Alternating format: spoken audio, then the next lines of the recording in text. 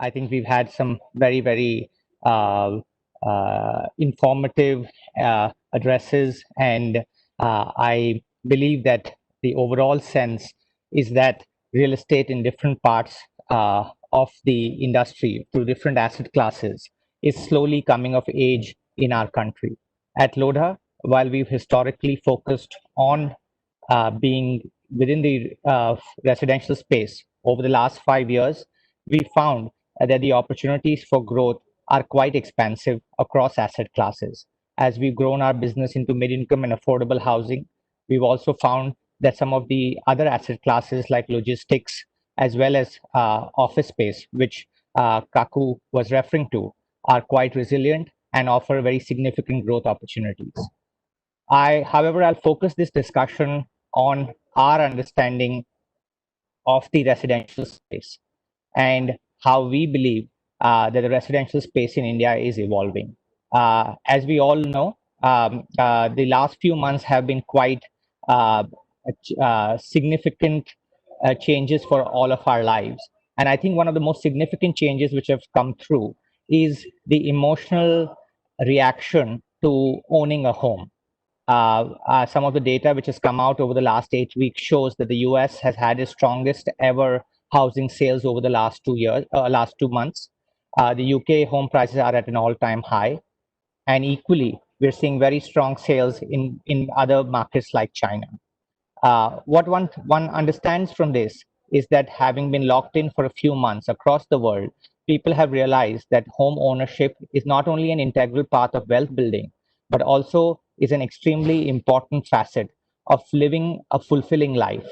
All the attractions which were outside, where people could uh, accept the fact that their home was not really fit for purpose or not really the very best that they could get.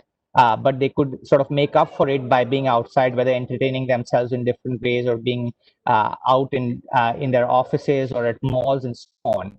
People have realized that the home is going to play a much more important and integral part of their life quality going forward. And in that context, one sees, especially, that the demand for the right kind of housing has shot through the roof. Last month, we had the strongest August that we've had in the last 3 years. And we won't expect that in India in the midst of a 25% contraction, GDP contraction, which we had in Q1. And talking to consumers and other participants in the industry, what one finds is that there is demand in very specific and clear pockets. One of the important areas which is coming up is that people want to buy ready homes. People are much more concentrating on making this lifestyle choice rather than an investment choice. And buying under construction has typically meant to be an investment choice. Equally, there seems to be a growing interest in having a lot more open space within the house. That includes, where possible, to buy landed property, which is really becoming wanting their own homes and rather than living in apartments. Equally, where that's not possible, people want homes which have decks or balconies just to make sure that they have the opportunity to get out when they're locked in. The other trend which is seeing is people upgrading the size of their home on account of the fact that people have realized that work from home, at least for 1 or more days a week, is going to be quite a significant part of their work life. And therefore, the need to have a proper setup at home, whether for work or for education, is again driving demand for larger sized homes and apartments. All in all, as this industry on the housing side, we believe that India is at the cusp of a very significant housing price growth, especially in specific areas like ready inventory as well as landed property. The reason we believe this is because supply has contracted meaningfully, both for cash flow reasons as well as for the fact that construction activity has been quite muted in this calendar year and is likely to remain affected on account of COVID for some more time to come.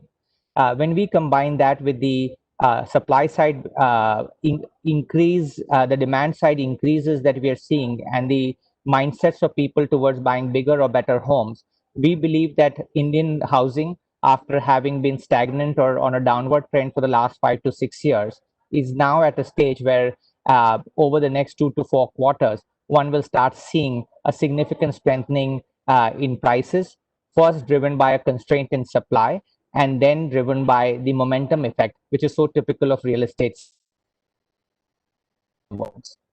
Uh, to summarize our viewpoint, we believe that housing in India offers many excellent opportunities for growth at all price points.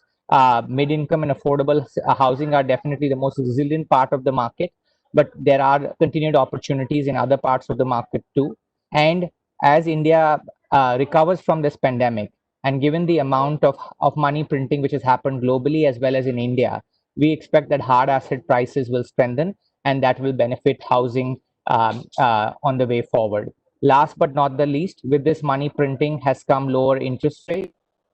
We expect that India's real interest rates, which have been quite high for before the pandemic, will settle down at a structurally lower level, which will again help investment activity, leading to job creation as well as housing demand.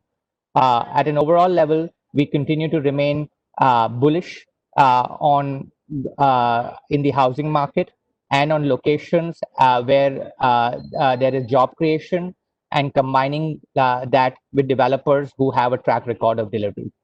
So I'll end my at this note. Thank you all for giving me the opportunity to be with you today.